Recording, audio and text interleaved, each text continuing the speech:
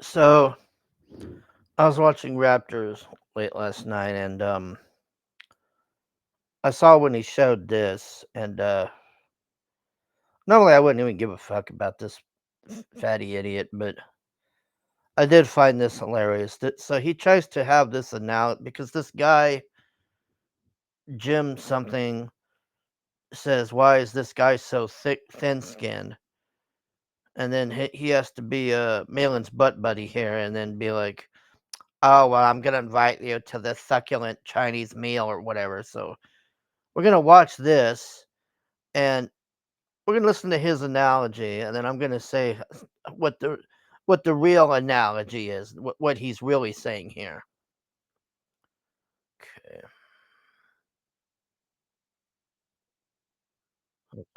Yeah, I mean, look, dude, what Oh, would it's you do, coming. Jim?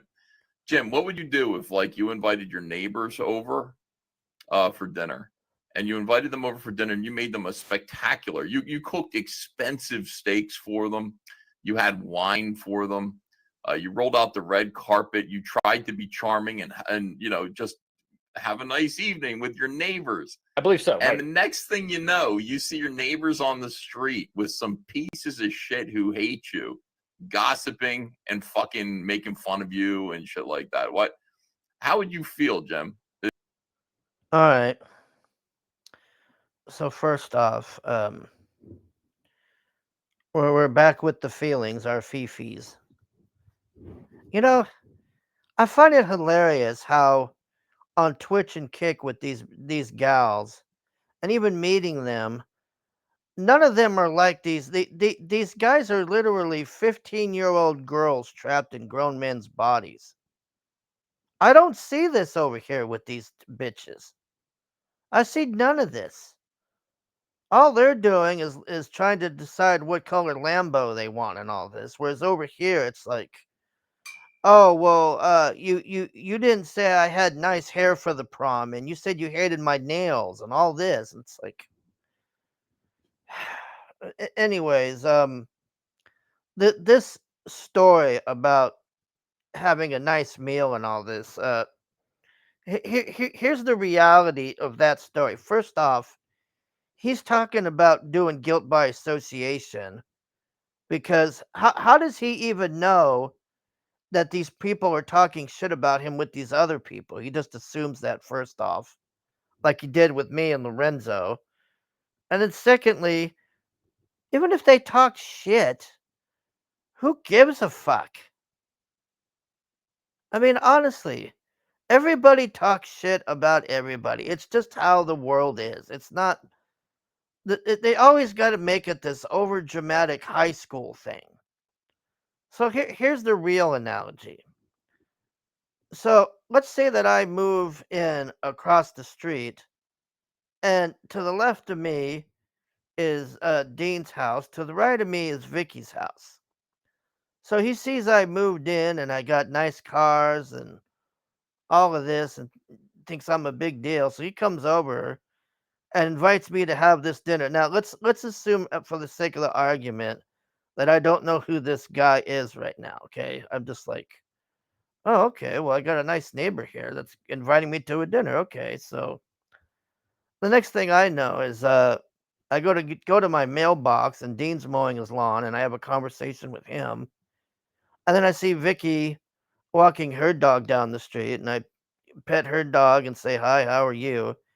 And then he's in his garage doing whatever, and he notices this, and then he comes over and says, "Oh well, I didn't know that you were a Nazi." I'd be like, "Excuse me?" He goes, "Oh, well, these two are Nazis that do shows that investigate me because I refuse to do background checks and keep getting p words in my finger quotes movement." Oh, really? Well, I didn't know anything about that. Yeah, well, I'm not gonna have dinner with a Nazi. Well, okay then.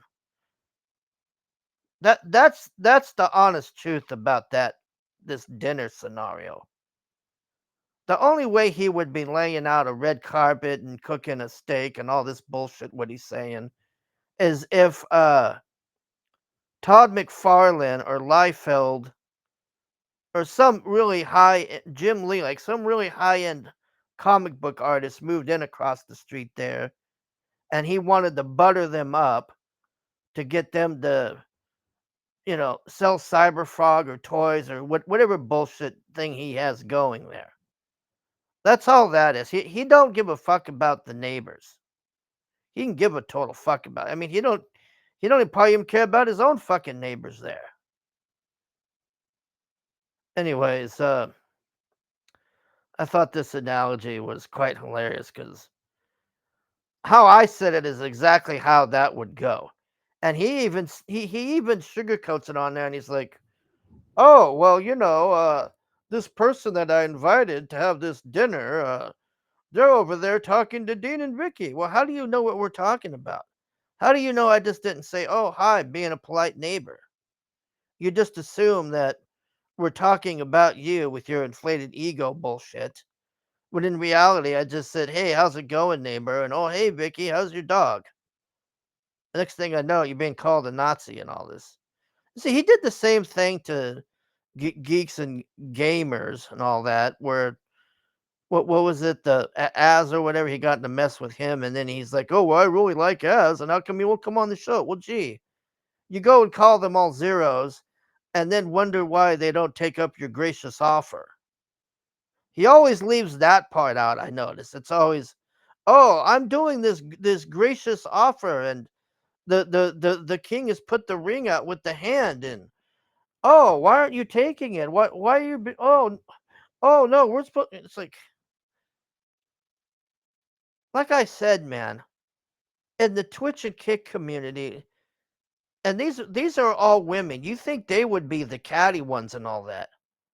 I come over here and it's always this Sex in the City episode with what's her face arguing with the gal or whatever, and they're upset about, "Oh, well, you didn't like my nails," or some stupid thing. It's always this.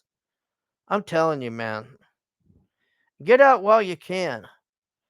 All I see here is the Titanic being put in reverse and then put in drive and then floored into the iceberg over and over again. These people do not learn. Oh my God, my fifis. Oh no.